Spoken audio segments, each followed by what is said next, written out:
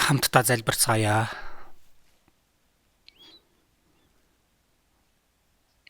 Нэгүсэл ба хайраар бялхам дүүрэн бурхан аав минь.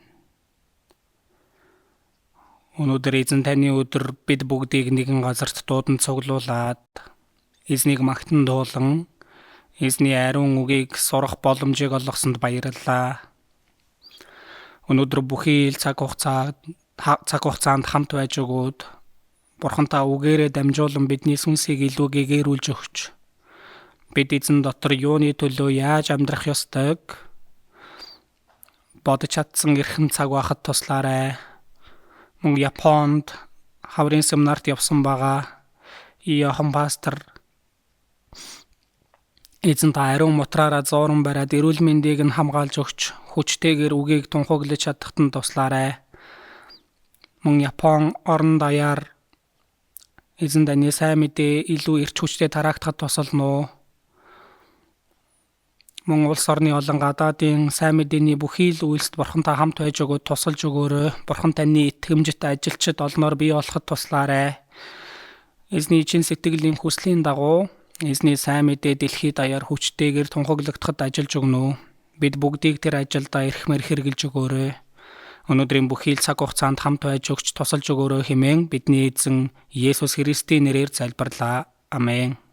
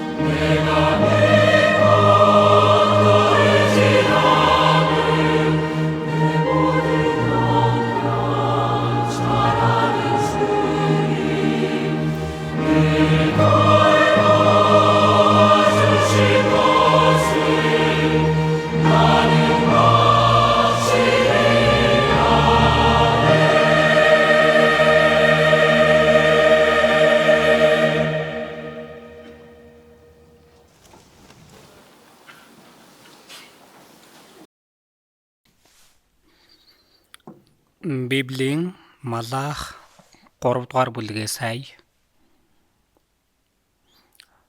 Малах 3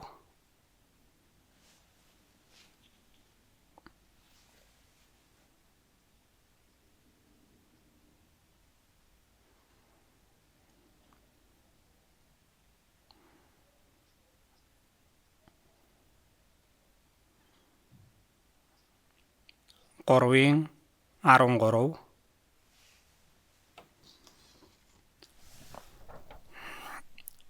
Та нар миний эсрэг хатуу үг хэлдэг гэж эзэн айлдаж байна. Гэсэн ч та нар бид таны эсрэг юу ярьсан юм бэ гэдэг. Та нар хэлэхдээ Бурханд үйлчлэх нь ашиггүй. Бид түүний тушаалыг сахиж түг түмдийн эзний өмнө гашуудан явах нь ямар ашиг өгөх вэ? Өдгөө бид ихэмсгийг өрөөгцөн гэж дууддаг. Гим буруутнууд өөдлөө зогсохгүй, тэд бас Бурхныг сорж зүхтэн гардаг гэдэг. Харин эзнээс эмээдэг хүмүүс бие биетэйгээ ярихад эзэн анхаарал тавин сонсдог. Эзнээс эмээдэг болон түүний нэрийг хүндэлдэг хүмүүсийн төлөө дурсгалын ном түүний өмнө бичигдсэн билээ. Би өөрийн эзэмшлийг байгуулах өдөр тэд минийх байх болно. Өөрт нь үйлчилдэг хүүгээ хүн өршөөдгийн адил би тэднийг өршөөх болно гэж түг түмдийн эзэн айлдаж байна гэдэг. Иймд зөвхт ба бурууд Бурханд үйлчилдэг нэгэн ба түүнд үйлчилдэггүй нэгний ялгааг та нар дахин нэг харах болно. 4-ийн 3 байна. Та нар гин буруу явдалтнуудыг гишгэлнэ. Учир нь миний товлсон өдөр тэд та нарын хөлийн улан доорох үнс болох болно гэж түг түмдийн эзэн айлдаж байна. Тэгээд 3-ийн 6 хамт уншия. Эзэн би өөрчлөгдөшгүй. Тиймд Яаковын хөвгүүдээ та нар сөнөхгүй. За энэ хүртэл байна. Өнөөдөр хамтдаа Малах 3-4 бүлэг дээр төвлөрөн үгнээс бодож үзье. Энд онцгойлон нүдэнд өртөж байгаа ишлэл бол 14 дээр та нар хэлэхдээ Бурханд үйлчлэх нь ашиггүй. Бурханд үйлчлэх нь ашиггүй энэ үг гарч байна.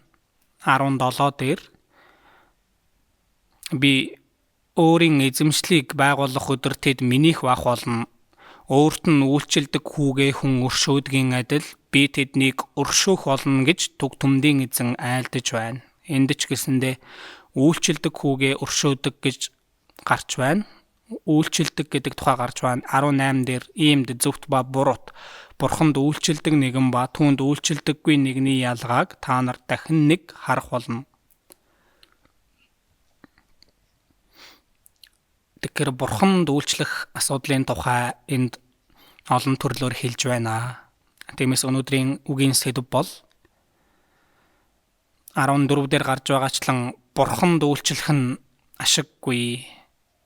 Тэгэхээр Бурханд үйлчлэх нь ашиггүй зүйл үү гэсэн энэ сэдвээр бодож үзэх гэж байна. Израильчууд Египтээс гарах үед Бурхан Израилийг Египтээс гаргасан зорилго Гитлэл номон дээр байн гарч байгаа. Бурханд үйлчлүүлэхийн тулд гэж хэлж байгаа. Биднийг аварсан зорилго ч гэсэндээ хиймэл шүтээнд мөргөж, ертөнцийн зүйлд мөргөж байсан бид бүгдийг амьд оршигч Бурханд үйлчлүүлэхийн тулд биднийг аварсан байгаа.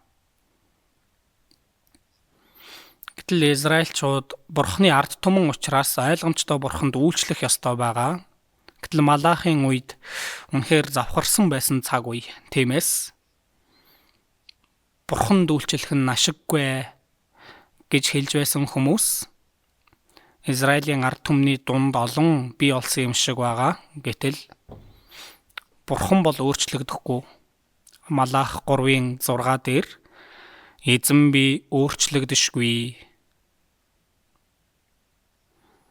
Өөрчлөгдөшгүй гэдэг нь Бурхан бол хизээж хувирахгүй нэгэн гэсэн үг. Бурхан огтхонч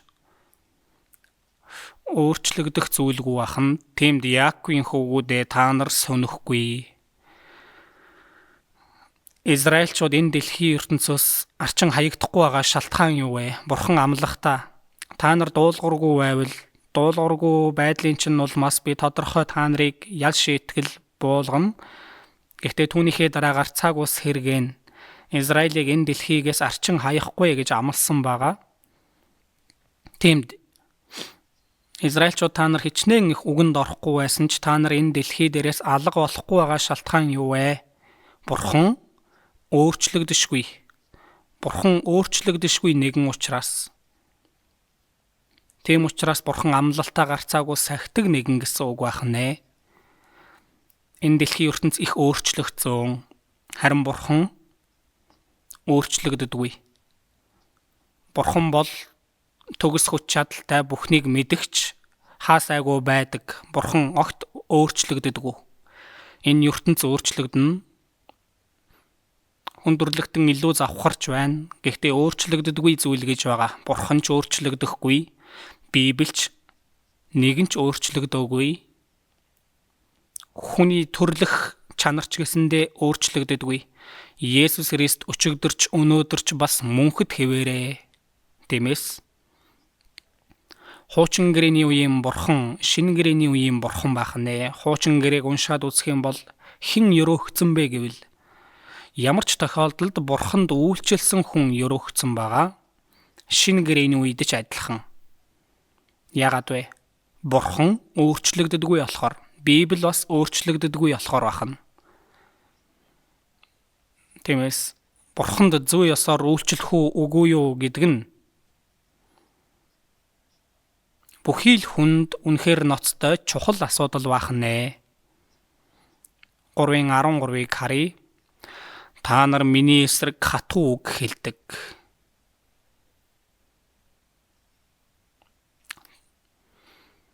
Та нар миний эсрэг хатуу үг хэлдэг гэж эзэн айлдаж байна. Гэсэн ч та нар бид таны эсрэг юу ярьсан юм бэ гэдэг.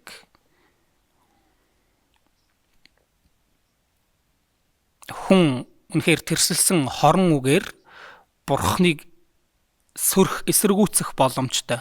Ялангуяа завхрах тусам, хүндрэлтэн завхрах тусам Бурхны өөдөөс тэрсэлсэн үгсийг ихээр хэлдэг байна. Дуулал 12 дээрээс харах юм бол овлоггүй этгээдүүд хүмүүсийн дунд үргэмжлэгдэхэд олиггүй хүмүүс эргэн тойронд нь явдаг гэсэн үгийн дагуу муу бүдүүлэг дорд зүйлс хүмүүсийн дунд үргэмжлэгдэхэд муу бүдүүлэг дорд зүйлс хүндрэлтний дунд үргэмжлэгдэж байна. Үнэт зүйл солигдож байна, өөрчлөгдөж байна. Тиймээс олиггүй хүмүүс эргэн тойронд нь явдаг. Үнэт зүйл өөрчлөгдөж байгаа учраас олиггүй хүмүүс ихээр бий болж байна. Тийм болохоор хүмүүс ч гэсэндээ Бурхны тухай буруу зүйлийг их ярьдаг болсон. Та нар миний эсрэг хатуу үг хэлдэг гэж эзэн айлдаж байна. Гэсэн ч та нар бид таны эсрэг юу ярьсан юм бэ гэдэг. Бурхныг эсэргүүцэж байгаа үгс олон бидтэй. Бурхан гэж хаана байна? Байвал гараад ир гэж том дуурч байгаа хүмүүс. Тэр ямар хатуу тэрсэлсэн хорон үг вэ? Энэ дэлхийн ертөнц бүтээгдсэн юм биш, аяндаа бий болсон, хувьсаж өөрчлөгдөж бий болсон энэ бүгд Бурхны эсрэг хатуу үг, эсэргүүцэж байгаа үг бахан. Гэхдээ энд Бурхны онцгойлон хэлсэн үг нь 14 байна. Юу нь Бурхны эсрэг зүйл байсан бэ? Та нар хэлэхдээ Бурханд үйлчлэх нь ашиггүй. Бурханд үйлчлэх нь ашиггүй. Энэ нь Бурхны эсрэг юм ярьсан хэрэг болсон байна. Бид түүний тушаалыг сахиж, Бурхны тушаалыг сахих нь ямар ашигтай юм бэ? Хоосон зүйл юм биш үү? Бурхны тушаалыг сахиж, түг түмдийн эзний өмнө гашуудан явах нь ямар ашиг өгөх вэ? Өөрийнхөө гим нүглээс эргэж буруу зүйл хийх үедээ өөрийнхөө буруу амьдралаа Бурханд өчн хэлж эргэж ингэж гашуудаж байгаа сэтгэл энэ ертөнд завхарч байгааг хараад түүний улмаас сүүрэл рүүгээ явж байгаа байдлыг хараад гашуудах сэтгэлтэй болох нь мэдээж энэ зүйл. Гэтэл тэгж амьдрах нь ямар ашигтай вэ гэж хэлж байгаа ахна. Тэгингээ 15 дээр өдгөө бид ихэмсхийг өрөөгцөн гэж дууддаг. Гин буруутнууд өөдлөд зогсохгүй тэд бас бурхныг сорж зүхтэн гардаг гэдэг.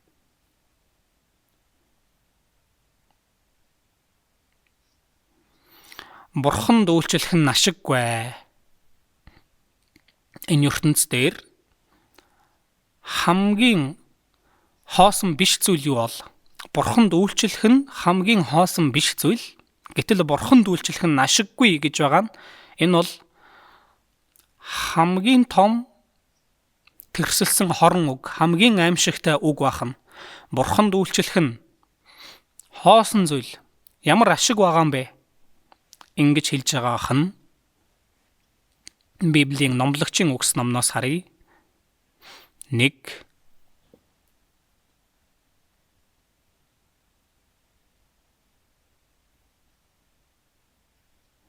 1-ийн 2 байна.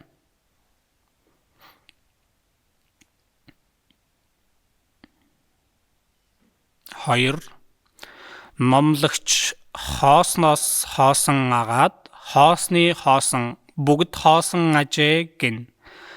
Наран доор зүтгэх хүмүүний хамаг зүтгэл өөрт нь ямар ашигтай юм. Соломон хэлсэн байна. Хоосноос хоосон агаад хоосны хоосон бүгд хоосон ажээ. Наран доор зүтгэх хүмүүний хамаг зүтгэл өөрт нь ямар ашигтай юм. Наран доор зүтгэж байгаа бүхий л зүтгэл ашиггүй ч ашигтай зүйл нэг байна. Бурханд үйлчилж байгаа нь хоосон биш ээ. Тиймээс номлогч ёроолтой агаад ёроолийн дээд ёроолтой бүгд ёроолтой наран дор эзэн дотор эзэнд үйлчилж байгаа бүхий л зүтгэл өөрт нь ямар ашигтай юм. Өөрчилж уншвал ингэж уншиж болно үсттэй. Хүмүүс юу хоосон зүйл вэ? Юу ашигтай зүйл вэ? Өөрт нь юу жинхэнэ ашиг вэ гэдгийг сайн мэддэггүй. Бид нар энэ ертөнцийн амьдрахад үнцэн зөв байгаа явдал дэндүү чухал байна. Бурханд зөв сэтгэлээр зөв хандлагаар үйлчлэх нь хүний амьдралд хамгийн чухал асуудал болох нь байна. Есүс хэлэхдээ надад үйлчлэх нь намайг даг. Би хаана байна? Миний зарц бас тэнд байх болно. Надад үйлчлбэл тэр хүнийг эцэг минь хүндлэн. Есүс хэлэхдээ надад үйлчлэх нь намайг даг гэсэн. Эзэнд үйлчлэх хүн эзнийг дагаж чадах нь байна. Надад үйлчлбэл тэр хүнийг эцэг минь хүндэлнэ. Би хаана байна? Миний зарц бас тэнд байх болно. Тиймээс юу хоосон зүйл вэ? Юу хоосон биш зүйл вэ? Түүнийг бид нар тодорхой мэдэх шаардлагатай. Түүний дараа номлогчийн үгс 6-аас харъя. 6-гийн 11 Уг яриа олшрох тусмаа улам утгагүй болно. Инхэн хүнд ямар тустай юм бэ? Хоосон зүйл олширч байгаа олон юм байна. Бидний үетэй адилхан хоосон зүйлсийг их хийж байгаа хүмүүс гэж байгаагүй. Уг яриа олшрох тусмаа улам утгагүй болно. Тэгэхээр учир утгагүй зүйл олширно гэдгийг хэлж байна. Одоо үйлдвэрт янз бүрийн бараа бүтээгдэхүүн үйлдвэрлэж байна. Телевизээрч янз бүрийн мэдээлэл гарч байна. Сонин сэтгүүл дээр ч янз бүрийн зүйл нийтлэгдэж байна. Тиймээс толгоогоо ажилуулан янз бүрийн зүйл одоо сэдэж сэтгэл гаргаж ирдэг. Түүний төлөө улаардаг. Гэхдээ юу ашигтай вэ? Үнэхээр хүний амьдралд жинхэнэ утга учиртай зүйл юу вэ гэдгийг мэдэхгүй байгаа охин. Хүн фокусаа бурханд үйлчлэх үгүй юу гэдэг дээр тааруулах ёстой. Өөрийнхөө энергийг эцэст нь алга болох зүйлд бүх энерги ашиглаж байгаа хүмүүс олон байна. Бидний үетэй адилхан бас их тоглож зугаацж байгаа үе байхгүй. Мөн бидний үетэй адилхан альва юмд автаж уулаарч сэдэж сэтгэж үйлдвэрлэж байгаа гаргаж байгаа тийм үе байхгүй. Гэхдээ үнэхээр ашиг тустай зүйл юу вэ? Хоосон биш зүйл юу вэ гэдгийг мэдэхгүй байна. Дуулал 2-оос харъя.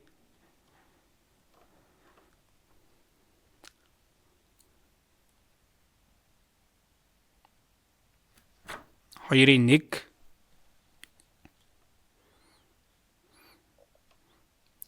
Үндэстнүүд юунд үүмэлдэн вэ? Ард түмнүүд дэмий юунд хуйвалдан вэ? Бабел цамхгийн үйл явдлаас хойш үндэстнүүд бий болсон. Новагийн үерийн дараа 8 хүн амьд үлдэж Бабел цамхгийн үйл явдал болох хүртэл үндэстнүүд ард түмнүүд хил гэж байгаагүй.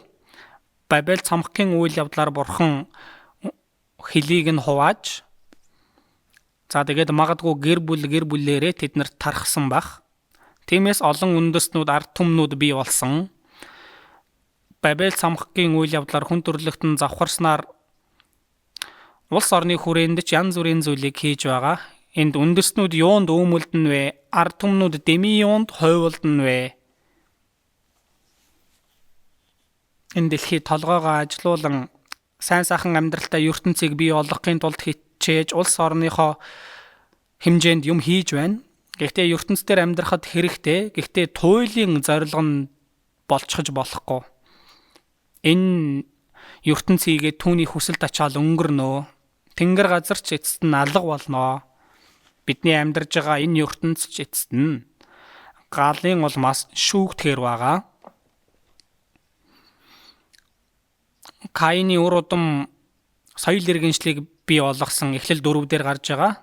Тэр агуу соёл иргэншил Новагийн үерийн улмаас бүгдээрээ сүрсэн. Новагийн үед энэ дэлхий усаар шүүгдсэн. Хойшид энэ дэлхий галаар шүүгдэх байгаа. ертөнцийгээ түүний хүсэл тачаал өнгөрнө. Есүс айлцны дагуу тэнгэр газар өнгөрөн одноо Илчлэл 21:1 дээрч би шин тэнгэр шин газрыг харлаа. Учир нь анхны тэнгэр анхны газар өнгөрөн одож тэнгис үгүй болов. Одоо бидний амьдарж байгаа энэ ертөнц эцэст нь алга болох ертөнц байгаа. Тиймээс үнэнч итгэлтэй амьдрах нь сайнч энэ чиглэл нь зөв байна гэдэг үнэхээр чухал. Бид зүй ёсоор бурханд үйлчилж гин үү? Бас бурханд үйлчлэх нь хүний амьдралд хэр ашигтай зүйл вэ? Түүнийг баттай мэдэх шаардлагатай. Дуулал 39-оос харъя.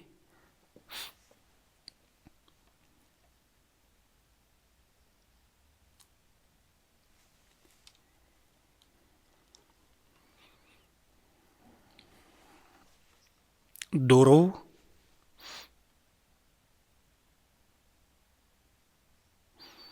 эзэн миний эцэс хийгээд өдрүүдийн минь хэмжээг надад мэдүүлээч. Хэр доройгоо би мэдээ. Харагтун та өдрүүдийг минь алгын чинээхэн болгосон. Амьдралын минь хугацаа таны өмнө юу ч биш. Үнэн дээр хүн бүр хамгийн сайн үедээч зүгээр л нэг амьсгал буюу. Үнэн дээр хүн бүр сүүдэр шиг л явна. Үнэхээр тэд дэмий юмд л шуугна. Тэрээр овоолдог боловч хэн түүнийг авахыг эс мэднэ. Өө эзэн, одоо би чухам юу хүлээн вэ? Миний найдвар танд л байна. Энд гарч байгаагийн дагуу хүний амьдрал бол үнэхээр богинохон. Энэ богинохон амьдралыг туулж өнгөрүүлэх хугацаанд би одоо ингэж болсон. Би сайн амьдарч байна. Тэр ч гэсэндээ хоосон гэж байна. Түр зурих бахна. Үнэндээ хүн бүр сүүдэр шиг л явна. Үнэхээр тэд дэмий юмд л шуугна. Завгүй байгаа. Гэхдээ шалгаад үзэх юм бол хоосон зүйлийн төлөө их явж байна. Мөнгө олох хэрэгтэй ч мөнгөний л төлөө амьдрал тэр амьдрал хичнээн их эд хөрөнгө хураасан ч үхэх юм бол тэр бүгдийг орхиод явах хэрэгтэй болно үсттэй. Өөрийнх нь зүйл болохгүй байх нь байна.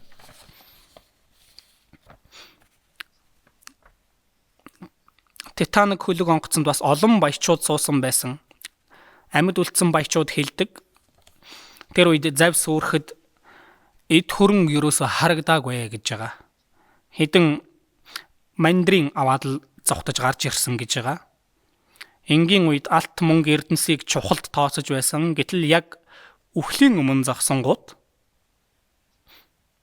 амь насанд нь хэрэгтэй зүйл нэг хэдэн мандрин аваад л тэгээд амиа аварж байгаа. За нэг бичвэрээс харахад Рокки хадад ууланд авиралт хийсэн 5 хүн тэндээ гатсан байна. Тэгээд үнэхээр их даарсан байна. Тийм болохоор мод цуглуулад гал асаах гэсэн гал ноцоох зүйл байхгүй байсан байна. Тиймээс бага мөнгнүүдээ гаргаж иргээ. Тэр мөнгнүүдээ шатаагаад тэгээд арай гэж амьд гарч ирсэн гэж байгаа. Тэгээд ингэж хэлсэн гэж байгаа.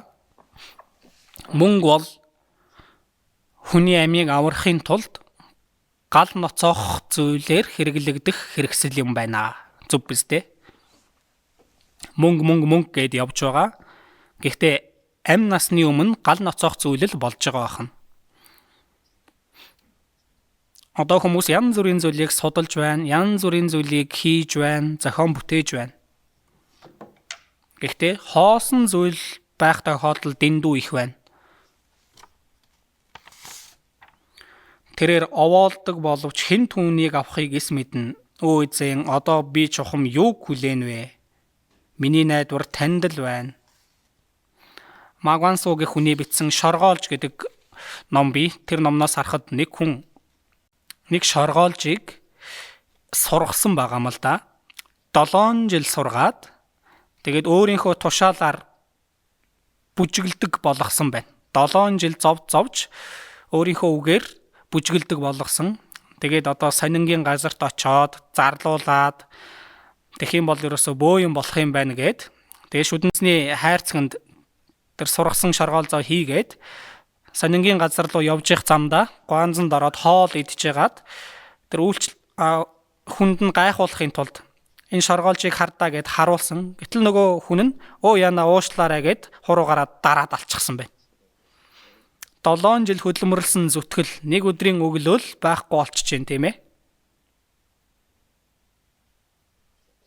Тиймээс бидний хөдөлмөрлөж байгаа зүйл хормын төдийд алга болох боломжтой.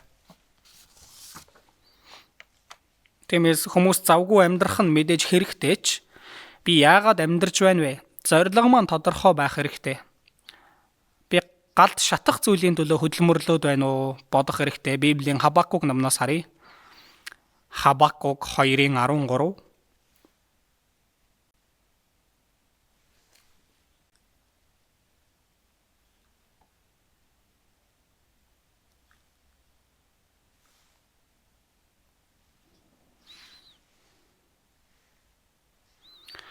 Хабакук иш үзүүлэгч бас Тэнгэрээс харангаа. Миний бурхнаас авсан үгийг юусоо хайж олж уншихгүй байх шүү. Миний бичсэн үгийг юу н уншдгүй байна дөө гэж бодож иж магадгүй. За Хабакук 2:13.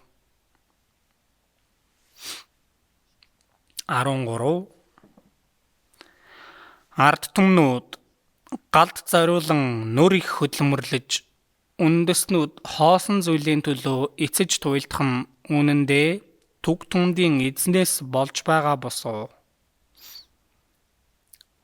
Бурханд нуруугаа харуулад амьдарж байгаа бүхий л хүмүүсийн зүтгэл юу ч хийсэн хоосон зүйл байхаар програмчлагдсан бахан.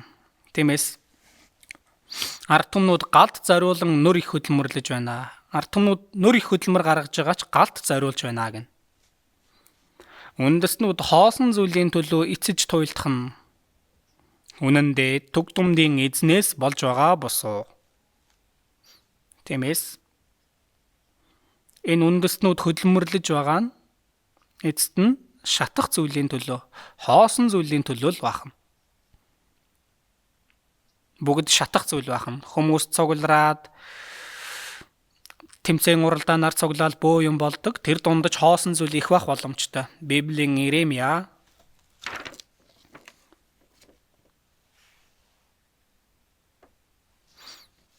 3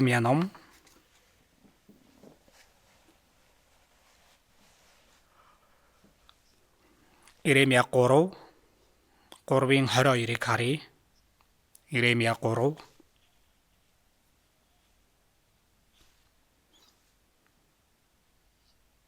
22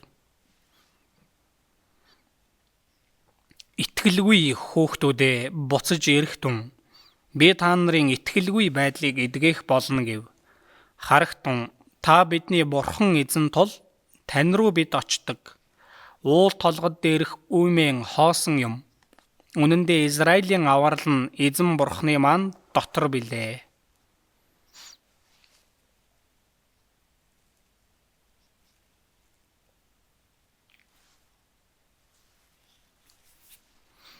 Израильчууд завхарлын замаар явангаа уулан дээр гарсан тэнд хиймэл шүтээнд мөргөж байх үед хэлсэн үг.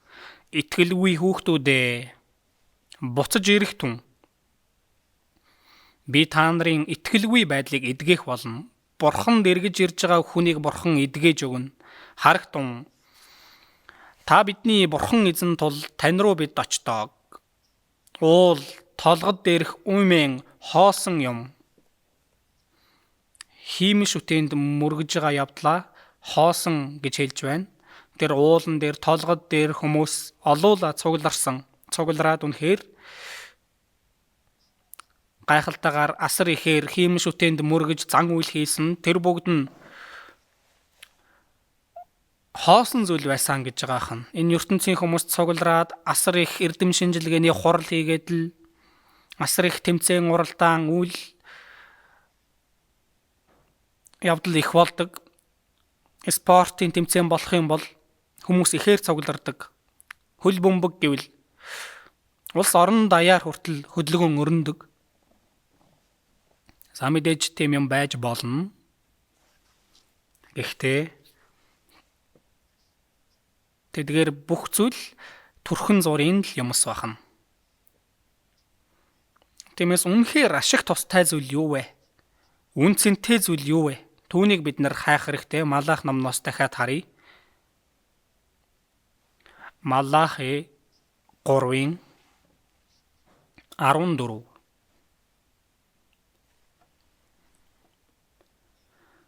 Та нар хэлэхдээ бурханд үйлчлэх нь ашиггүй.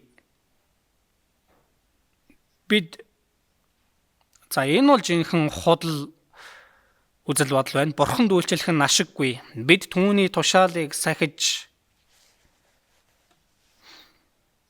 бурханы үгийг бүгдийг нь сахиж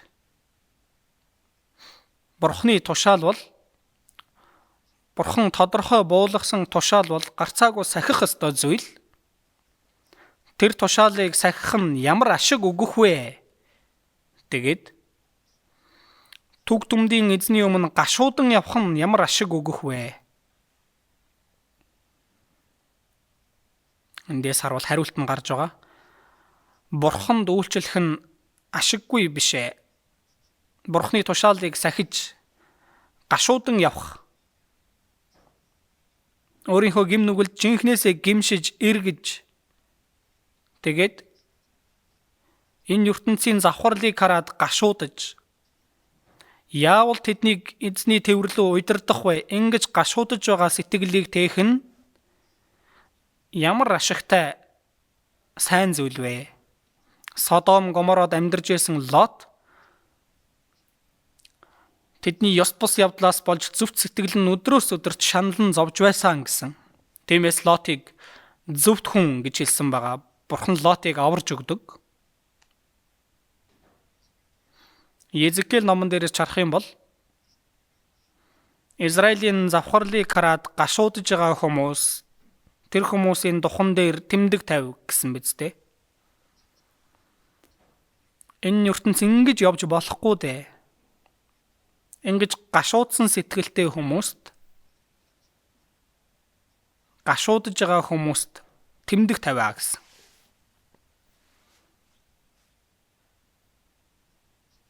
Тиймээс түүний тушаалыг сахих, гашуудан явах үнэхээр ашиг тустай зүйл юм аа. Есүс Бурхны тушаал юу гэдгийг хэлсэн бэ? Мөн хамтай болох нь Бурхны тушаал гэж хэлсэн байгаа. Хайж олох уу? Иохан 12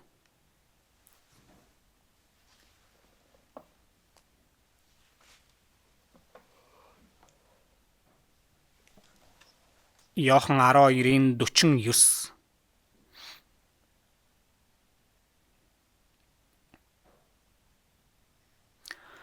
Учир нь би өөрөөсөө яриаггүй, харин юу хэлж, юу ярих тушаалыг намайг илгээсэн эцэг өөрөө өгсөн юм. Түүний тушаал бол мөн хам гэдгийг би мэднэ. Тиймээс эцгийн надад хэлсэн бүхнийг би ярьж байна гэв.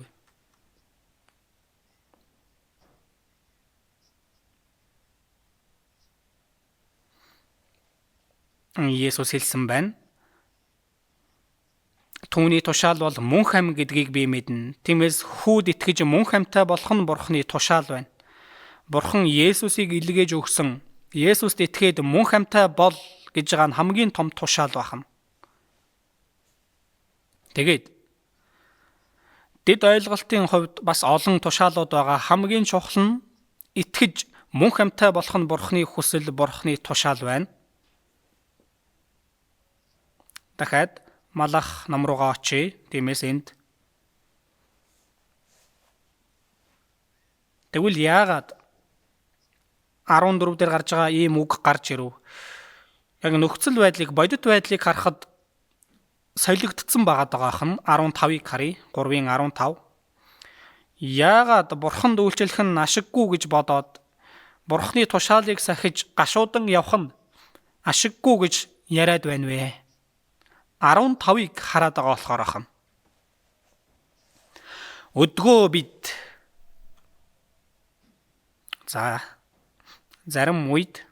зарим цаг үед Бурханд үйлчлэх цаг үе их байсан, шударгаас тогтсон цаг үе байсан. Гэвч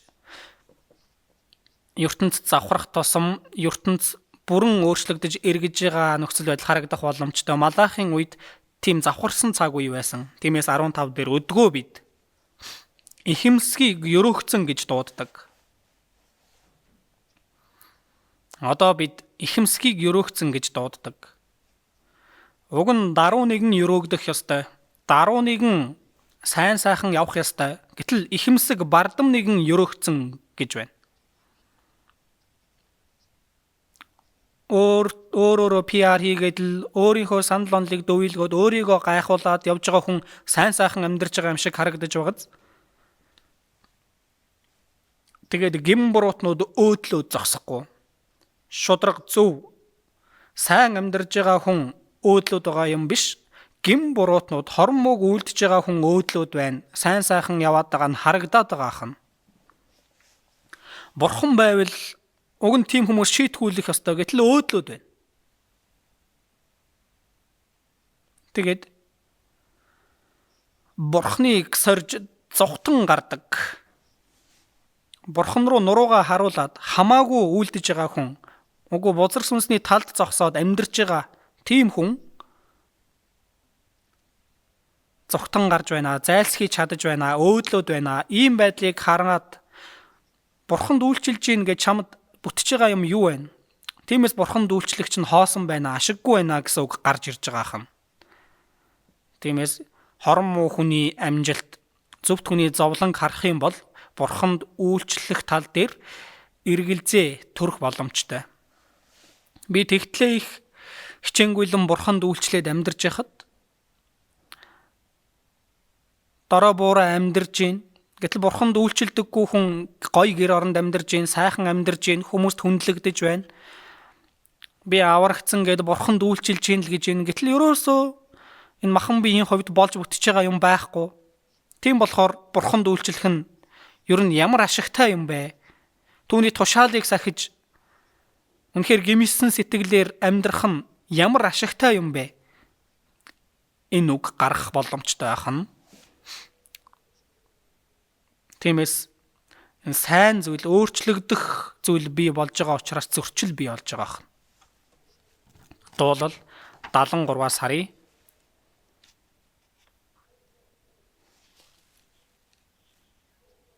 Нэг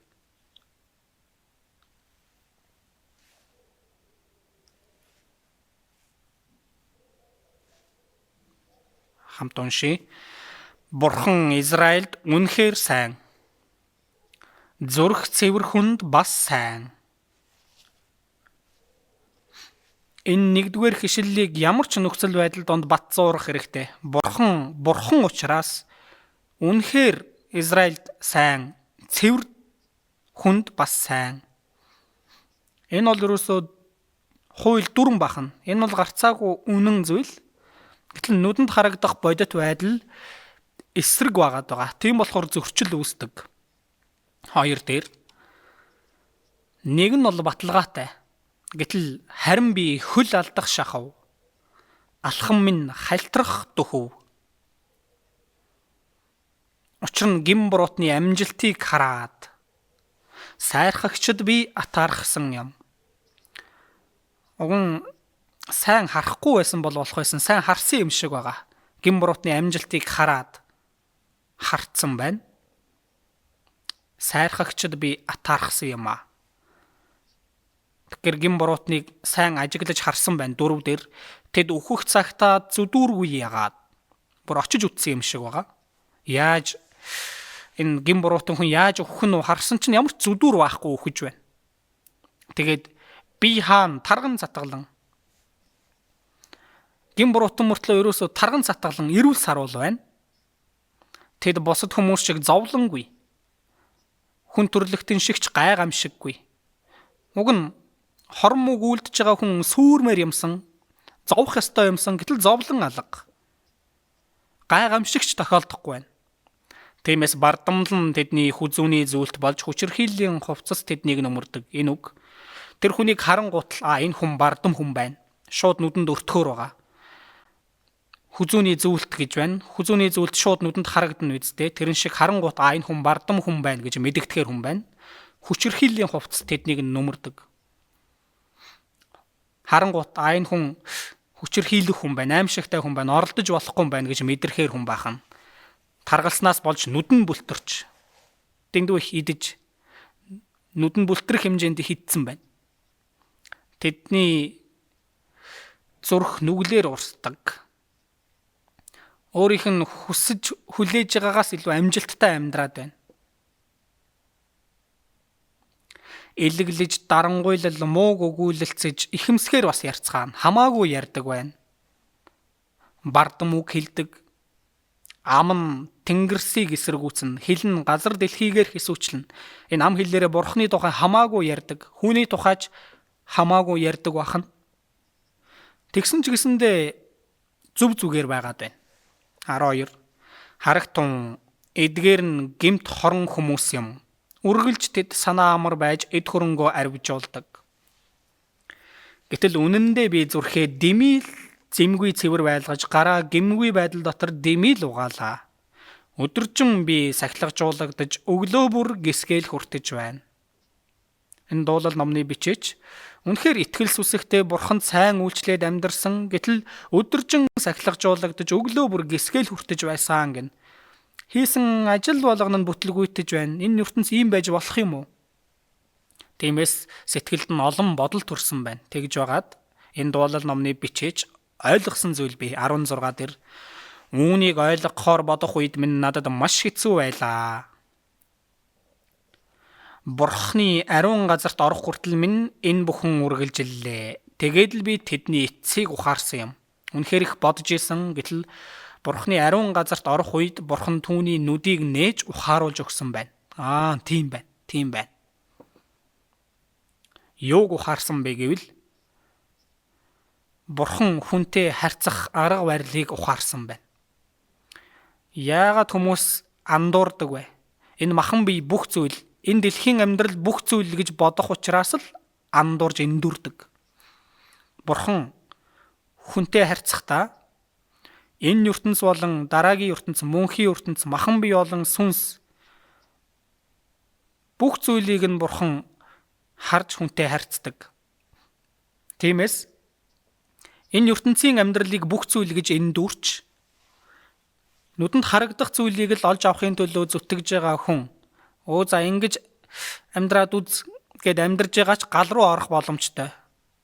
Энэ дэлхий дээр сайн амьдарж байгаад мөнхийн ертөнц рүү орохдоо тэр там руу хаягдах боломжтой байна. Тиймээс 18 дээр үнэн дээр та тэднийг альтрагаатай газар байлгаж мөхөл рүү тэднийг хайжээ.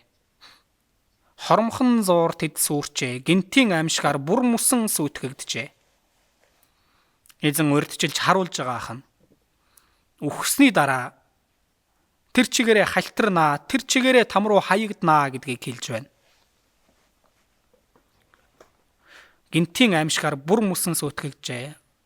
Сайн амьдарж байгаад үхлийн дараа мөнхийн дараагийн ертөнц байсныг мэдлгүй байжгаад цочирдох болно.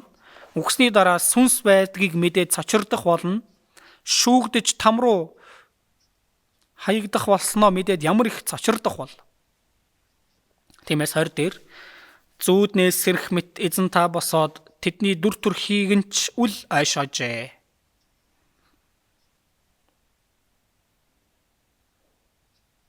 Дуулал номны бичээч ойлгосон. Энэ дэлхийн 70-80 жилийн амьдрал зүүд мэт юм байна.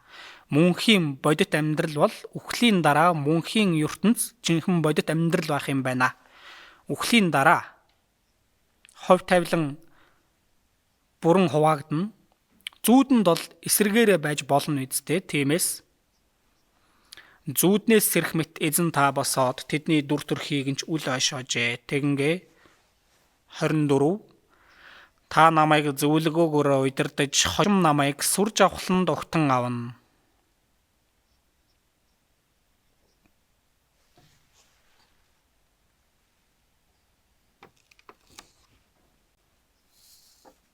Амьд байх үед намайг зөвлөгөөгөөрөө удирдаач. Аврагдах юм бол эзний зөвлөгөөн удирдлага дотор байдаг. Их сургуульд орох юм бол 4 жилийн турш сургалтын хөтөлбөр дотор ордог. Цэрэгт явах юм бол бусдаас илүү зовно. Тэр програм хөтөлбөр дотор орчихж байгаах нь. Аврагдсан хүн аврагдсан өдрөөс ахуулан эзний өмнө очих хүртэл бас дасгалжуулагдаж байгаа учраас та зөвлөгөөгөөрөө удирдаач. Тиймээс Христэд итгэгч хүн энэ ертөнц дээр Бурхан намайг дасгалжуулж байгаа, зовоож ч болно. Бас тэндээс аварч ч өгнө. Янз бүрээр Бурхан дасгалжуулдаг гэдгийг дуулал номны бичээч ойлгосон. Тиймээс та намайг зөвлөгөөгөөрөө удирдах, хожим намайг сүр жавхланд огтон авна. Тэнгэрт эзнээс өөр хэн надад байгаа вэ? Газар танаас өөр хүсэн дэмүүлэг хэн надад байгаа вэ? Дуулал номны бичээч ойлгосон. Мөнхийн дараагийн ертөнц байгаа юм байна. Энэ ертөнц бол зүүд мэт түр зургийнх юм байна. Бурхан хүнтэй харьцах нь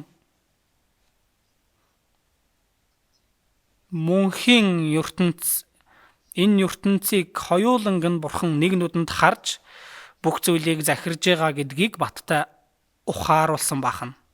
Тиймээс энэ ертөнц дээр хормоо хүн түр зуур сайн сайхан явж болно гэдгийг хэлж байгаа. Бидний үед хөгжил дэвшлийн теолог гэж байна. Есүст итгэх юм бол их эд хөрөнгөтэй болно. Махан биеийн сайн сайхан амьдрнаа. Илч Паул гэхдээ сайн сайхан амьдарсан уу? Аврагдаад үнэхээр их зовсон хүмүүсийн төлөөлөл болж байгаа нэг хүн Илч Паул эзтэй. Эзэн махан биеийг маань сайн сайхан амьдруулж ч болно, мөн дасгалжуулахын тулд албаар зовоож ч болно, зовлонд унгаж ч болно. Тиймээс дахиад Малах номноос харъя. 3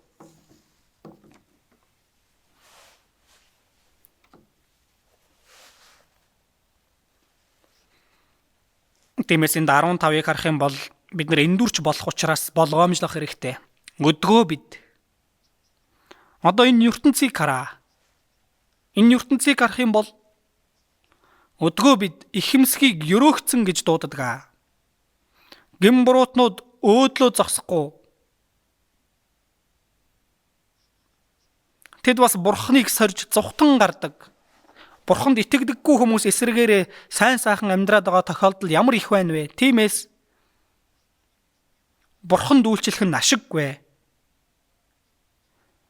Энэ бол бүрэн хууртаж байгаа явдал. Яагаад бурханд үйлчлэх нь чухал вэ? Түүнийг тайлбарлаж байна 16 дээр. Харин гэж байгаа нь ихэмсгийг өрөөгцөн гэж дуудаад гин буруутнууд өөдлөд байгаа энэ цаг үед бурхныг сорж байгаа хүмүүс, зүхтэн гарч байгаа, амжилттай сайн сайхан амьдарж байгаа ийм цаг үед ч харин эзнээс эмээдэг хүмүүс байсан гэж байгаа юм. Цөөн тооных боловч байсан байна. Харин эзнээс эмээдэг хүмүүс энэ түүхэнд үргэлж бурхнаас эмээдэг хүмүүс байсан. Би эзнээс үнэхээр эмээж байна уу? Тэгвэл яах нь эмээж байгаа явдал вэ? Гэтэл нэг дээрээс харах юм бол Египтийн фараон хаан хэлдэг Шипра Пуа хоёрыг дуудаад Израильд эрэгтэй хүүхэд төрөх юм бол бүгдийг нь ал гэж тушаадаг. Шипра Пуа хоёр бурхнаас эмээсэн учраас тэр Израилийн хүүхдүүдийг хөнөөгөөгүй.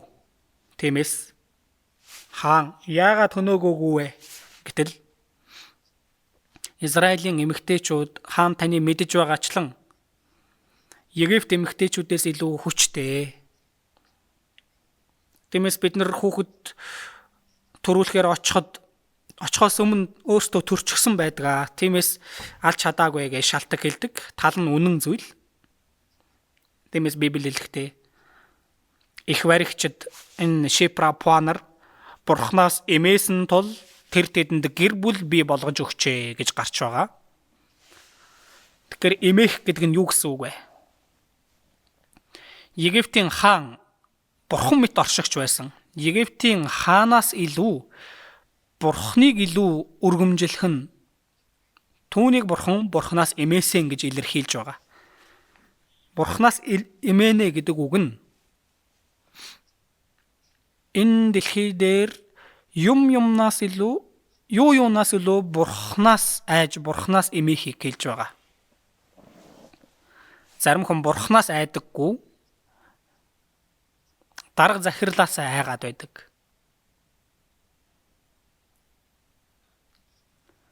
Бурхнаас айх ёстой юу, захирлаас айх ёстой юу? Захирлынхаа үгэнд сайн ордог, бурхны үгийг сайн сонсдоггүй. Тиймээс би бурхнаас хамгийн ихээр айж байна уу, эмээж байна уу? Бурхнаас хамгийн ихээр айж өргөмжлөх юм бол тэр нь бурхнаас эмээж байгаа явдал болох нь байна. Бас бурхнаас эмээн гэдэг үгийн утга нь Эхлэл 22 дээрээс харах юм бол бурхан Авраамд цорын ганц хүү Исаака Мориа уулан дээр аваачаад өрг гэдэг. Хайртай цорын ганц хүү Исаака аваад Мориа гэдэг газар руу яваа гэдэг. Тиймээс өглөө эрт Исаакийг дагуулад Мориа уул руу очдог үсттэй. 3 хоногийн замыг туулан хүүгээ хүлээд үнэхээр алах гэсэн байна. Мэдээж Авраам би алсан ч бурхан амьлуулна гэдэгт итгэсэн гэж байгаа. Тиймээс бурхан алах гэтэл нь Авраама бүү ал гэж байгаа. Надаас эмээдгийг чинь одоо би мэдлээ гэсэн. Тиймээс бүх зүйлээс илүү бурхныг илүү хайрлах нь юу вэ? Тэр нь бурхнаас эмээж байгаа явдал. 100 настайд гаргасан тэр хүүгээсээ илүү бурхныг хайрлах үед бурхан түүнийг чамайг бурхнаас эмээдгийг чинь одоо би мэдлээ гэж хэлсэн байгаа. Тэгээд юу эмээж байгаа явдал вэ? Бурхныг хамгийн ихээр дээдлж өргөмжилж байгаа явдал, бурхныг хүндэлж байна, бурхнаас эмээж байгаа явдал. Библийн 1-р Самуэль номноос харъя.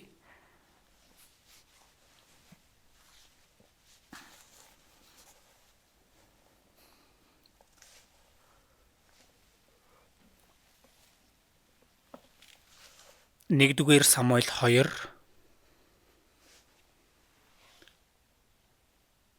2:29.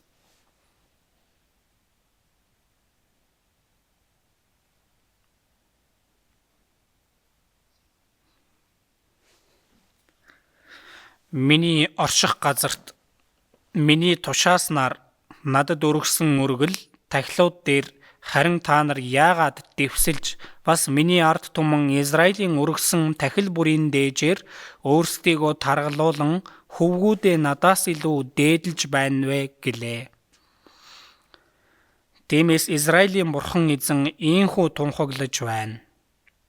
Чиний гэр болон чиний эцгийн гэр миний өмнө мөнхөд явна хэмээн би айлцсан билээ. Харин одоо эзэн тунхаглан тэгхэн надаас хол байг, намайг хүндэтгэгчдийг би хүндэтгэн. Хамт уншия. Харин намайг үл тоомсорлагчдыг би үл хайхарнаа.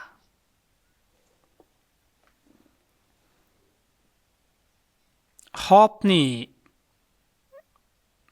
Финехас гэх Елигийн 2 хүү. Энэ хоёр бол үл бүтэх хүмүүс байсан. Бурханд төрүүлээд өргөх ёстой байсан зүйлийг өөрсдөө төрүүлээд аваад явчихсан байна. 16 дээр. Тэр хүн түүнд эхлээд бүх өөх шатаг дараа нь сэтгэлдээ хүсснээ авах тун гэж хэлбэл тахилчийн зарц. Үгүй чи үүнийг надад одоо өг. Эстэгвэс би хүчээр авна гэдэг байв. Бурханд өргөх ёстой байсан зүйлийг төрүүлээд өөртөө авчихдаг байсан байна. Энэ нь бурхныг үл тоож байгаа явдал. Ели тахилчид ч хэлсэн. Чи юунд хөвгүүдээ надаас илүү дээдэлж байна вэ? Тэгээд хэлсэн намайг хүндэтгэгчдийг би хүндэтгэн.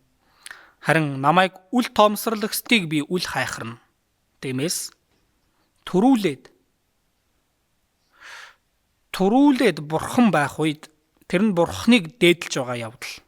Хоол идэх үед ч настай хүн байвал, том хүн байвал тэр хүн нь эхлээд халбага автал хүлээх нь тэр нь хүндэлж дээдэлж байгаа явдал үстэй. Том хүний өмнө байгаа мөртлөө өөрөө төрүүлээд аваад идчихвэл тэр том хүнийг үл тоож байгаа явдал үстэй. Тэгэх тусмаа түрүүнд бурхан байх ёстой байтал эхний сонголтыг бурханд өгөхгүй байх нь бурхныг үл тоомсорлож байгаа явдал байна.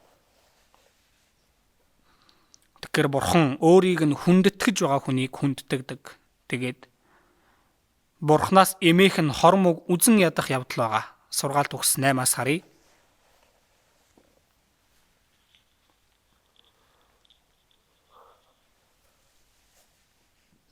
Сургаалт үгс 8 13.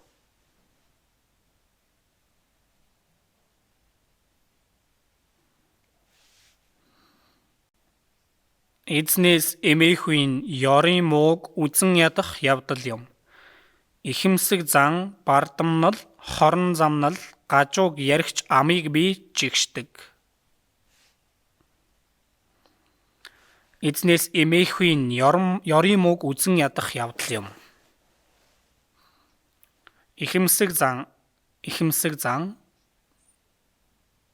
Ихэмсэг зан бол бурхнаас эмээж байгаа явдлаас хол зүйл байна. Бардамнал, хорон замнал, гажууг яригч амийг би жигшдэг.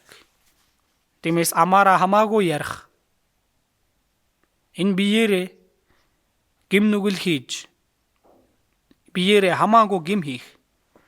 Тэгээд бардамнах, ихэмсэг зан гаргах, даруй замаар явахгүй бах. Энэ нь бурхнаас эмээж байгаа явдал биш байна.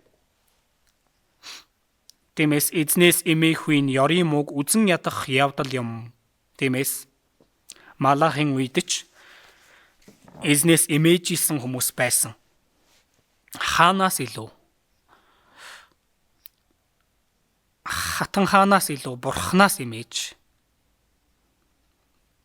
Бүхнээс илүү бурхныг илүү хайрлаж. Тэгээд бурхныг үнэхээр хүндэтгэж, хорон муугаас тусгаарлагдаж үнэхээр даруй сэтгэлээр үйлдэж байсан тийм хүмүүс байсан. Одоо ч гэсэндээ адилхан. Малах ном руу буцаад очие.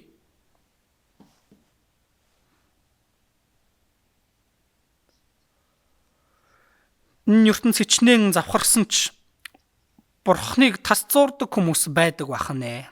Харин эзнээс эмээдэг хүмүүс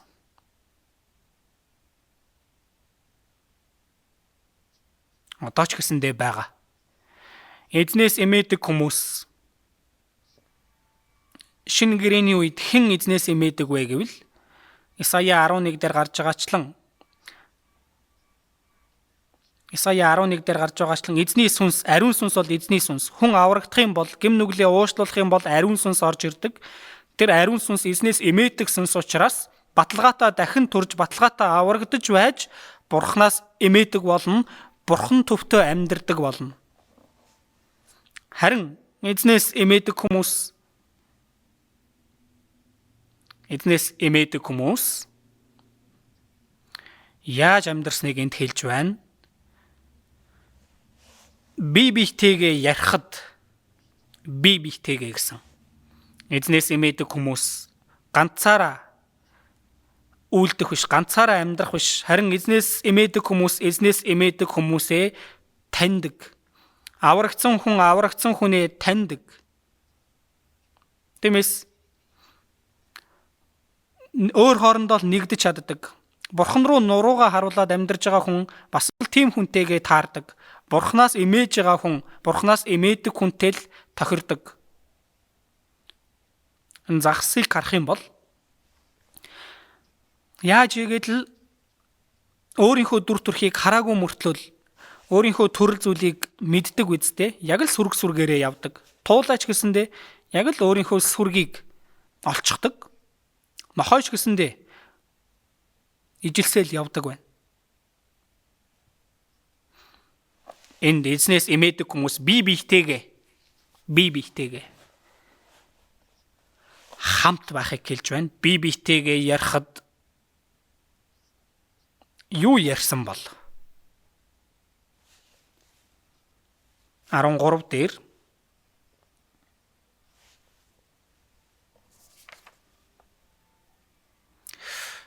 та нар миний эсрэг хатуу үг хэлдэг хүн байгаа бол 16 дээр эзнээс эмээдэг хүмүүс бие биетэйгээ ярихад гэж байна. Бие биетэйгээ юу ярьсан бол бид яавал Бурханд алдрыг өргөх бол яавал энэ завхарсан ертөнцид дээр хүмүүст Бурханыг итгүүлж Бурханаас эмээхэд хүргэж Бурханд үйлчлүүлэх вэ? Үүний талаар ярилцаагүй болов. Эмээдэг хүмүүс бие биетэйгээ ярихад хамтдаа нөхөрлсөн байх. Эзэн анхаарал тавин сонсдог. Зүгээр нэг сонссон гээгүй. Анхаарал тавин сонсдог гэж байна. Бурхан бүгдийг сонсож байгаа нь баталгаатай. Ард түмний дундах бодлогогүйчүүдээ ухаарцгаа тэнгүүдээ та нар хизээ ойлгох юм бэ? Чихийг бүтээсэн тэрээр сонсохгүй гэж үү? Нүдийг бүтээсэн тэрээр харахгүй гэж үү? Бидний нүд болон чихийг бүтээсэн тэр нэг нь сонсдог, хардаг. Хатуу үг хэлэхэд нь хүртэл Бурхан сонсож байсан. Гэтэл Бурханаас эмээж байгаа хүмүүс бие биетэйгээ ярихад бие биетэйгээ ярьж байгаа зүйлийг нь баталгаатай сонсно. Бид эхнэр нөхрийн хоорондын яриагч эзэн сонсож байгаа.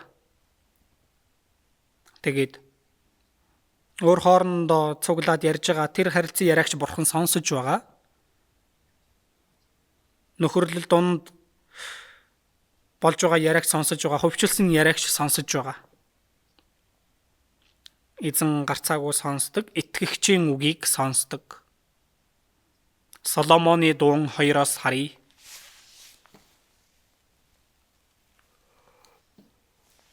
Соломоны дуун 2-ын 14.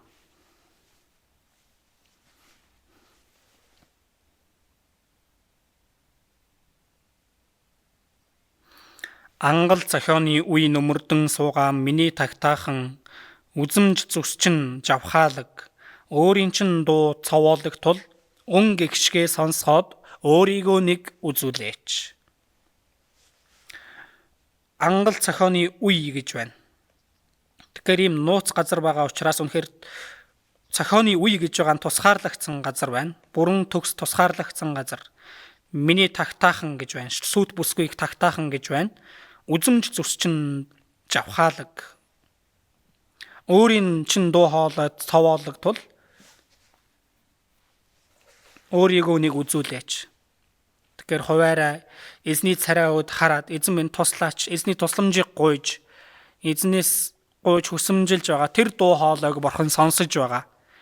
Эзний царайг харж байгаа тэр царайг бурхан үцэглэнтэд харж байгаа. Тэгээд Соломоны дуун 8 13-ыг хамт уншийе.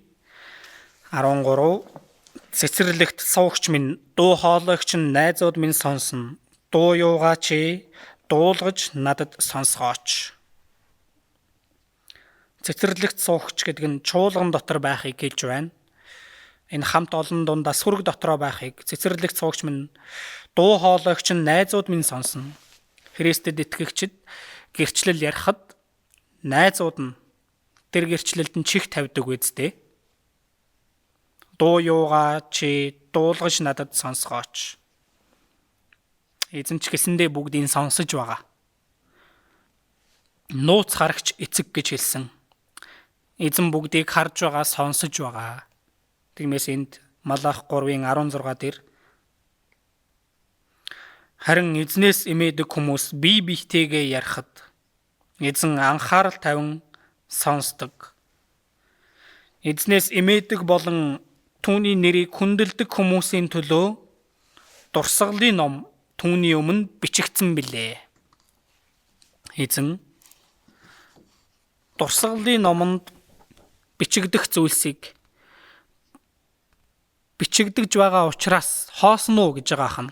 Бурханаас имэж байгаа хүн, Бурханы үгийг дээдлж байгаа хүн хамтдаа цуглан, хамтдаа нөхөрлөж эзний ажлыг ярилцаж байгаа түүнийг Бурхан мөнхөд бичиж байхад энэ нь ашиггүй хоосон зүйл үү гэсэн үг. Бурханд үйлчлэх нь ашиггүй. Үгүй ээ, ашиггүй биш юм. Хамтдаа цуглан ярилцаж, нөхөрлөж, юуг ярилцаж нөхөрлөж байна. Яавал Бурхан сайн үйлчлэх үү?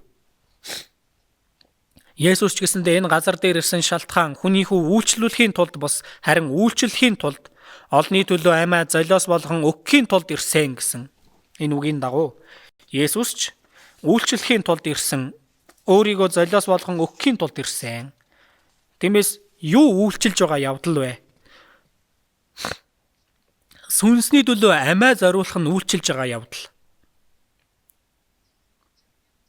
Аврагдаагүй хүнийг эзэн рүү удирдах, аврагдсан хүнийг эзэн дотор бат бөх босгон байгуулах ажил, тэр бол Бурханд үйлчилж байгаа явдал байна. Итгэгчдийн хөлийг угаах нь үйлчилж байгаа явдал үсттэй. Ахан дүүсийг итгэлийн амьдралаар сайн амьдрахад нь туслах нь үйлчилж байгаа явдал. Илч Паулч эзэнд үйлчилж байгаад явсан. Яаж амьдрснанд үйлчилсэн бэ? Сүнсийг эзний тээвэрлөө удирдах, аврагдсан хүнийг эзэн дотор бат босгож, эзний бий болсон чуулганы төлөө золиос хөдөлмөр гаргасан нь эзэнд үйлчилсэн явдал байна. Тиймээс энд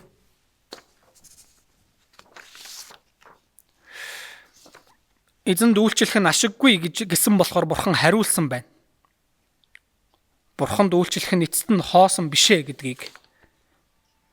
Яагаад вэ? Эзний өмнө дурсгалын ном байгаа учраас огтхонч та нарын амьдрал хоосон биш. Тэр эзний ном гэвэл амийн ном, дурсгалын ном, за мөн гэм нүгэл бичигдсэн ном байгаа. Амийн ном нь бол авралтай холбоотой. Библиэс хайж олъё. Эхлээд амийн номны тухай харъя. Дуулал 69.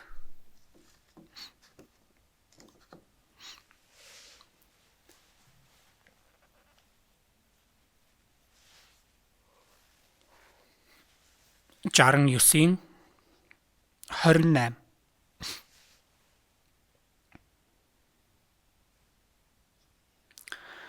Тэд амийн номоос хасагдан арчигдж зөвхт хүмүүстэй хамт бүү бичигдэг.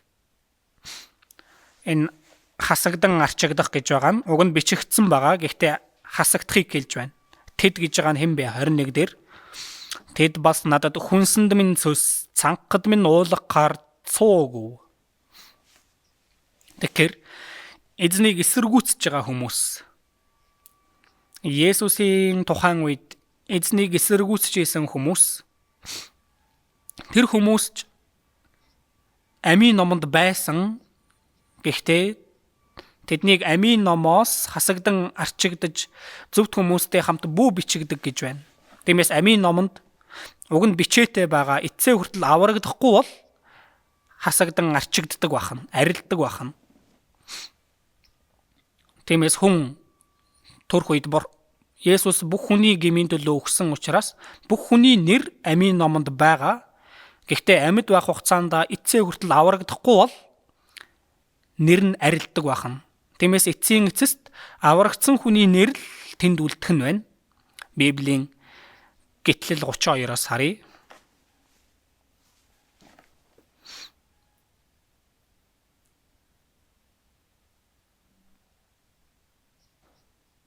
(32) 32. Та хүсвэл нүглийг нь уучлаач. Хэрв үгүй бол та өөрийнхөө бичсэн номоос намайг арилгаач гэж гуйв. Эзэн Мойсед миний эсрэг нүгэл үйлцэн хинч бай, түүнийг би номоосоо арилгана.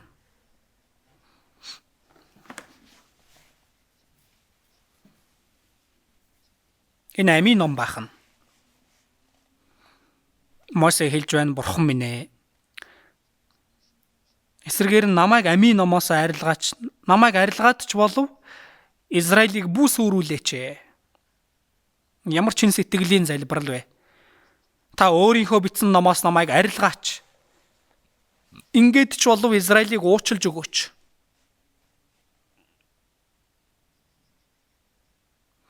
Миний эсрэг нүгэл үлдсэн хинч бай, түүнийг би номоос арилгана. Тэгэхээр амийн ном бол нэр нь бичээтэй байгаа. Гэхдээ эцсээ хүртэл аврагдахгүй бол арилдаг байх нэ. Библийн илчлэл 3-аас харъя.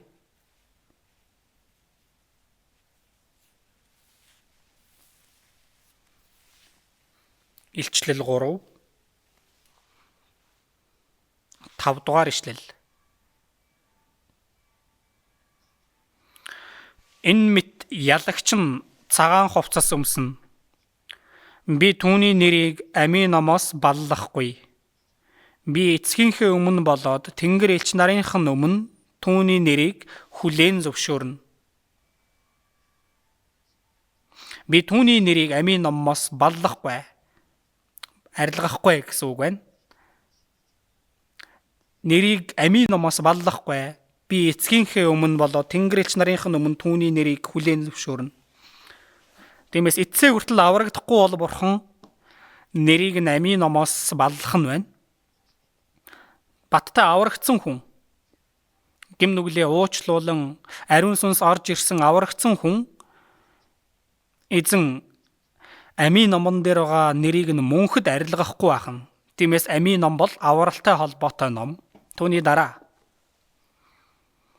аврагдаагүй хүмүүсийн хувьд хорон муу үйлсийг нь бичиж байгаа нь үнэн байгаа. Исая 65.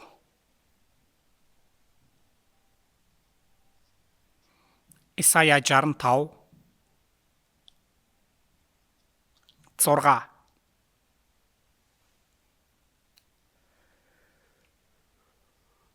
Үзэгтэн миний өмнө бичигдсэн бөгөөд би дуугүй байхгүй. Харин буцааж төлнө. Би өвөртөн төлнө.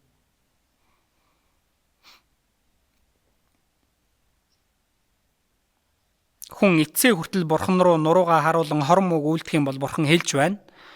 Энэ нь Израилийн хорон мууг үйлдэж байгаа нь миний өмнө бичигдсэн бөгөөд би дуугүй байхгүй, харин буцааж төлнө. Тиймээс аврагдаагүй хүний хорон муу үйлсийг бурхан бүгдийг бичиж байгаа Гэхдээ бас талархах зүйл нь эзнээс эмээдэг хүмүүс бие биеэ хайрлан эзэнд үйлчлэн амьдарж байгаа тэр бүхий л зүйл түүнийг ч гэсэндээ Бурхан өөрийнхөө өмнө байгаа дурсгалын номонд бичсэн гэж байгаа. Бид итгэлийн амьдралаар зүй зохистой амьдрах нь бичигдэж байгаа. Тэр нь мөнхөд үлдэх зүйл байгаа. Тиймээс Бурханд үйлчилж байгаа нь хоосон зүйл үү гэж байгаа ахна. Итгэгчид аяг хүүтэн ус өгөхөд хүртэл бичиж байгаа. Түүнийг мөнхөд санаж байгаа. Гэтэл тэр нь хоосон зүйл юм уу гэсэн үг ахна. Йов 19-оос харъя. Йов 19.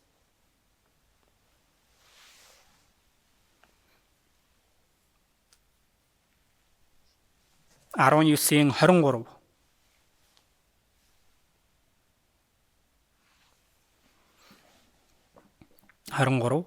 Миний үгс бичигдсэн байдагч болоосай. Тэд номд буулгагдагч болоосай. Төмөрд зоруул болон тугалгаар тэд хад чулуун дээр үрд мөнхөд сийлэгдэгч болоосай. Йовд гомдолтой зүйл дөндөө их байсан учраас өөрийг нь ойлгож байгаа хүн нэгч байхгүй байсан болохоор би зөв амьдарж байгаа мөртлөө ингэж зовж байхад түүнийг нь ойлгож байгаа хүн байхгүй байхад давчдаж байгаа хам. Тиймээс миний энэ давчтам сэтгэл бичигдэгч болоосай.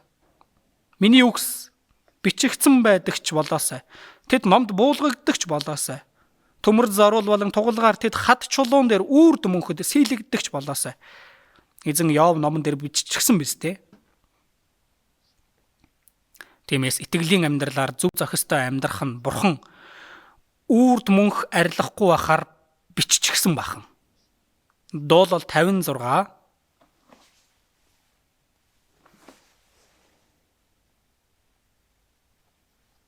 8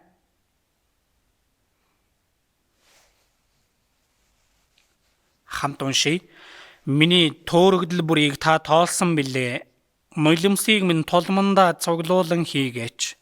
Таны номд тэд бичигдээгүй гэж үү? Энэ таны ном гэж байгаа нь дурсгалын ном. Саул Давидыг алах гэж тэгтлээ их хөөсөн. Тэр үед Давид 10 жил зүхтаад л амьдарсан. Миний төөрөгдөл бүрийг эзэн та тоолсон. Нулимсыг минь тулмандаа цуглуулан хийгээч. Тэгэхээр нулимсны тулан байна. Тулмандаа цуглуулан хийгээч.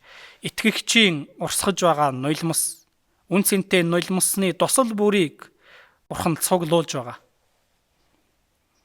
Таны номд тэд бичигдээгүй гэж үү? Таны номд бичигдээгүй гэж үү? Бичигдэж байгаа ахнэ. Зарифатын бэлэвсэн эмэгтэй Елияг ирэхэд маш хүнд ган гачгийн үед тэр үлдсэн зүйлээрээ бин хийгээд Елияд өргөсөн. Гэтэл тэр нь үрд мөнх бичигдсэн. Хамгийн дор нөхцөл байдал донд Бурхны ажилчинд үйлчилсэн нь Бурхан түүнийг битсэн байна. Бурхан түүнийг нь агууд харсан. Тиймээс бэлэвсэн эмэгтэй 3 жилийн ган гачгийг өнгөрүүлсэн. Үр хүүхэд нь үхсэн ч амилсан. Тэгэд Библи дотор хүртэл бичигдсэн. Есүс ч гэсэндээ түүнийг магтаж сайшаасан. Энэ хоосон зүйл юм уу гэж байгаа ахнэ. Авсаломын тэрслэлээр Давид зүхтэж явхад, Давидэд туслахын тулд Давид хээр талд хоноглож явхад, Давид яста хэцүү байгаа юм байна да гэд орд ивсгэр авчирсан хүмүүс, аягваар авчирсан тэр бүх хүмүүсийг битсэн бидтэй. Библиэс хайж олъё. 2 дугаар Самуил 17.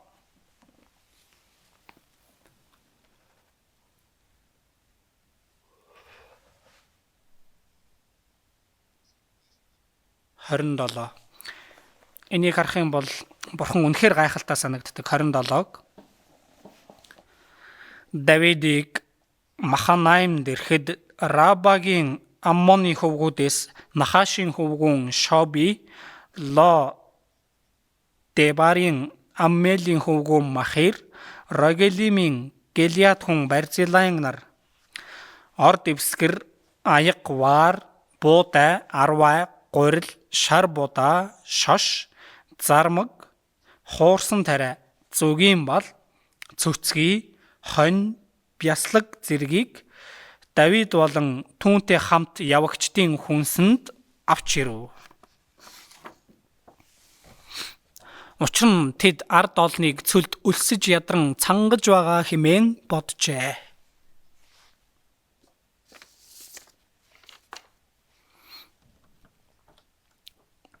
Давид тослогдсон нэгэн Давидэд тусалсан хүмүүсийн тухай бичсэн байна. Эзнээс эмээдэг хүн, Бурханд үйлчилдэг хүн. Тийм хүмүүсийн зүйлсийг Бурхан бичсэн байна. Орд ивсгэр авчирсан, аяг авчирсан. Вар, буудай, арвай. Энэ бүх зүйлийг бичсэн байгаа үстэй. Тиймээс аврагдсан хүний амьдралыг эзэн бүгдийг бичиж байгаа ахна. Тиймээс эзэн дүүчлэх нь ашиггүй биш ээ. Яагаад? Бурхан бүгдийг бичиж байгаа болохоор Малах номноос дахин харъя. 3.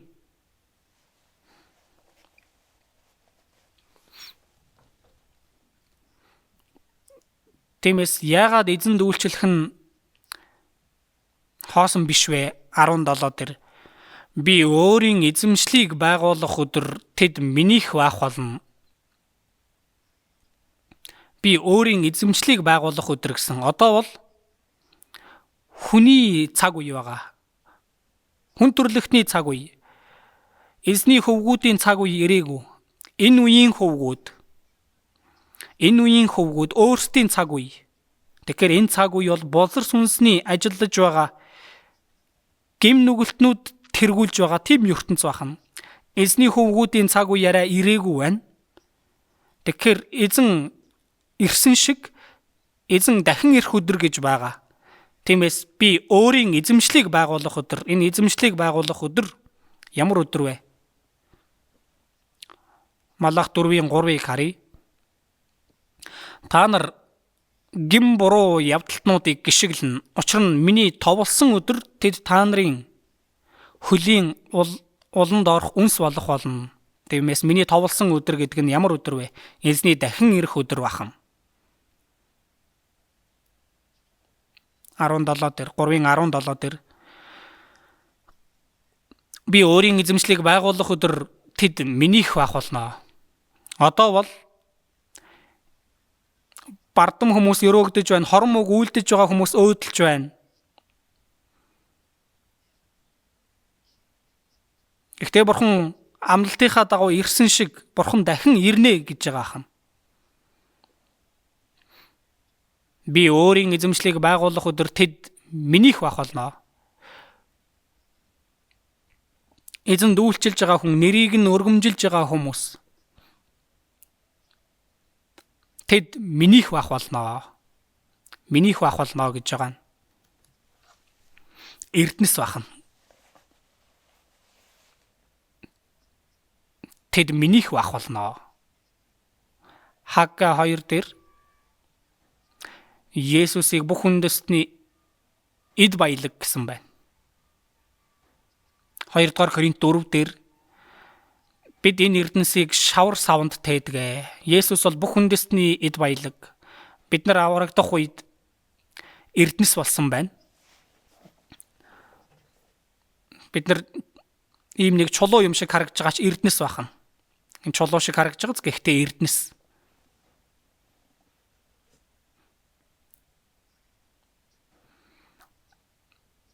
Тэд минийх байх болно гэсэн. Есүс дахин ирэх юм бол хулгайч мэт ирэхэд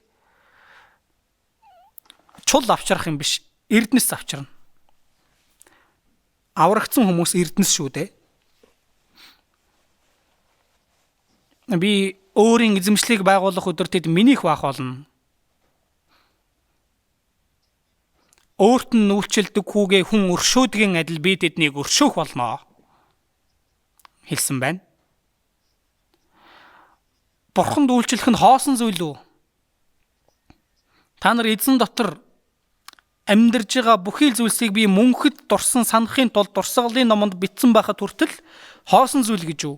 Тэгээд би дахин ирвэл, дахин ирэхдээ та нарыг би онцгой эрдэнэс болгох болно. Энэ гэтэл хоосон зүйл үү гэж байгаа ахна. Өөрт нь үйлчлдэг хүүгээ хүн өршөөдгийн адил би тэднийг өршөөх болно. Бурхан өршөөж байхад тийм хүн ямар эрхэм үнцэнтэй вэ? Эзэн хаан намайг ойлгож өгөх. Хаан намайг ойлгож өгөх тэр биш. Тэнгэр газрыг бүтээсэн бүтээгч эзэн онцгойлон өршөөж байгаа хүн. Өөрт нь үйлчлдэг хүүгээ хүн өршөөдгийн адил бурханд үйлчилж байгаа хүнийг бурхан өршөөнө гэж байна. Бурхан өршөөж байхад энэ хоосон зүйл үү гэж байгаа. Тиймээс энд 18 дээр чухал үг гарч байгаа.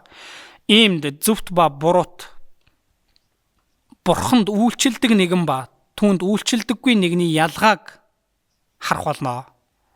Эзний тогтоосон өдөр болох юм бол аврагдсан хүмүүс, бурханд үйлчилдэг хүмүүс онцгой эрдэнэс байх болно. Харин бурханд үйлчилдэггүй хүн, аврагдаагүй хүн 4:3 дээр гарч байгаачлан тэд та нарын хөлийн улан доор үнс болох болно.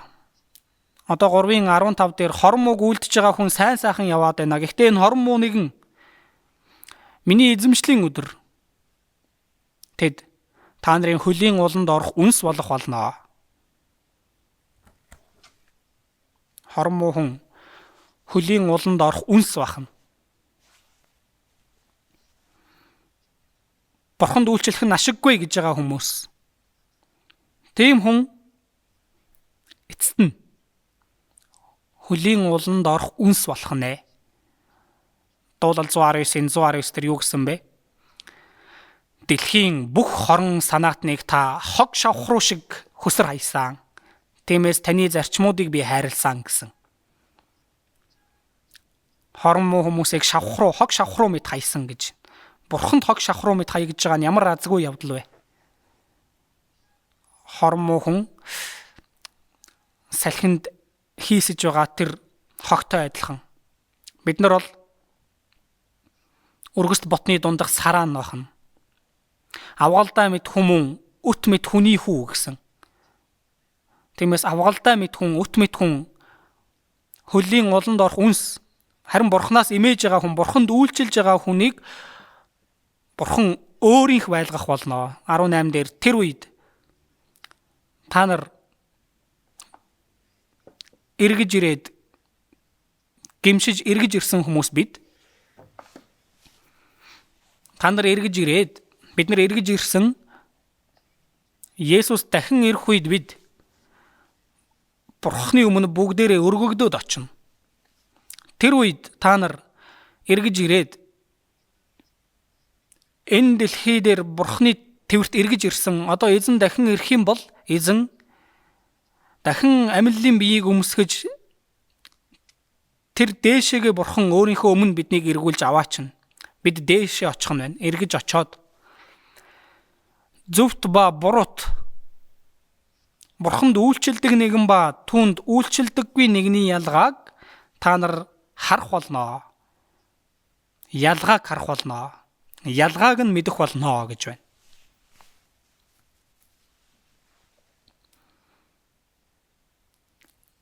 Гимшээд бурхны твэрт эргэж ирээд та нар аврагцсан. Одоо эзэн дахин ирэх тэр өдөр болох юм бол бүгдээрээ эзний өмнө бүгдээрээ цуглаад өргөгдөөж очино. Сүр жавхлантай байдалтайгаар та нар юуг харах вэ тэнд очоод? Зөвхт ба буруутын ялгаа ямар их байсныг харах болно. Бурханд үйлчилдэг нэгэн болон бурханд үйлчилдэггүй нэгний ялгаа ямар асар их байсныг та нар харах болно гэж байгаа. Зөвхт ба буруут аврагдсан аврагдаагүй явдал одоо ялгаа бол гарахгүй байна. Харин эзэн бүх зүйлийг ил болгох өдөр ирэхэд мөнхийн гэрэл, мөнхийн харан хуруу хуваагдах нь байна. Мөнхийн зовлон, мөнхийн баяр хөөр, мөнхийн харуусал, мөнхийн тайтгарал, мөнхийн ичхүр, мөнхийн алдар. Тэнгэр газар мэт бүрэн ялгарх болно. Тиймээс ялангуяа Бурханд үйлчилдэг нэгэн ба түүнд үйлчилдэггүй нэгний ялгаа ямар их байх вэ гэдгийг харах болно. Бид нар Христийн сүт бүсгүй. Тэнгэр элчнэр бидэнд үйлчлэнэ. Бид Бурхны сэнтийн баруун гарт заларна. Бид сүр жавхланд орох нь баталгаатай. Тиймээс Бурханд үйлчилдэг нэгэн болон үйлчилдэггүй нэгэн ямар их ялгаатай болох вэ гэдгийг бид нар харах нь байна. Тиймээс 4:1 дээр харагтун 100 мэт шатаах өдөр ирж байна. Омог бардан бүх хүмүүс бас гин бурууг үйлдэгч бүр сүрэл мэт болно. Ирж буй тэр өдөр тэднийг түүмэрдэх болно. Тиймээс тэдэнд үндэсч мөчөрч үлдэхгүй гэж төг төмдийн эзэн айлдаж байна. 7 жилийн зовлон буух юм бол хормог үйлдэж байгаа хүмүүс шүүгдэх болно. Бүгдээрээ шатах болно. Хоёрыг хамт уншийе. Гэвч миний нэрээс эмээгч та нарын төлөө зөв шударгын нарн эдгэрлийн жигүүртэй мандна. Та нар ураг шавж хашаанаас гарсан туглууд мэт харайлгах болно. Миний нэрээс эмээгч та нарын төлөө зөв шударгын нар мандна. Одоо бол харанхуй ертөнц. Гэвч эзэн ирэх юм бол зөв шударгын нар мандна. Эдгэрлийн жигүүртэй мандна гэж байна. Эзэн ирэх тэр өдөр эдгэрлийн жигүүртэй ирэх болно. Тэр үед бидний сүнсээр зогсохгүй бүх зүйл маань эдгэрэх учраас бид дахин амьлын биеийг өмснө. Энэ хүний амьдралаар яванга авсан бүхий л шархуудыг эдгэх болно. Тиймээс эдгэрлийн жигүүр мандаж миний бие дахин амьлын биеийг өмсөж миний бүхий л зүйлийг эдгэж өгч тэгээд үнэхээр их баярлаж хөөрсөндөө хашаанаас гарсан туглууд мэт харайлгах болно.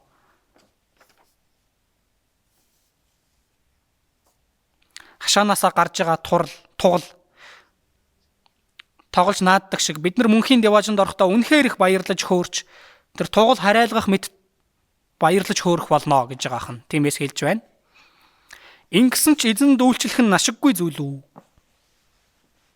Эзэнд үйлчлэх нь эцсийн эцэд хоосон зүйл биш байх нэ. Яагаад? Эзнээс имэж байгаа хүн, Бурханд үйлчилж байгаа хүн, тэр хүн аврагдсан хүн, эзэн дотор хамтдаа нөхөрлөж, эзний төлөө хөдөлмөрлөж байгаа тэр бүхий л зүтгэлийг Бурхан битсэн. Эзэн тэр бүгдийг онцгой эрдэнэс болоод хадгалж байна. Онцгойлон хайрлаж байна. Бурханд үйлчилж байгаа хүн эзний өмнө зогсох өдөр, эзэн ирэх тэр өдөр сүнс биеийг нь эдгэж өгч мөнхийн деважинд амьдруулж бидний хөдөлмөрлөж байгаа бүхий л зүйлийг мөнхийн шагнал болгож төлж өгнө. Тиймээс бид нар хамгийн сайнаар бодох ёстой зүйл юу вэ? Эзнээс эмээх, Бурханд үйлчлэх явдал байна. Тиймээс Давид Бурханд үйлчилж байгаад нойрсон гэсэн. Бид ч гэсэндээ Бурханы талд зогсож, Бурханд үйлчилж байгаад эзний өмнө зогсох хэрэгтэй. Тэр бол хамгийн хоосон биш зүйл. Энэ хоосон ертөнц дээр хоосон биш зүйл бол Бурханд зөв зохистой үйлчлэх явдал. Тиймээс Шекспирийн бичвэрээс харах юм бол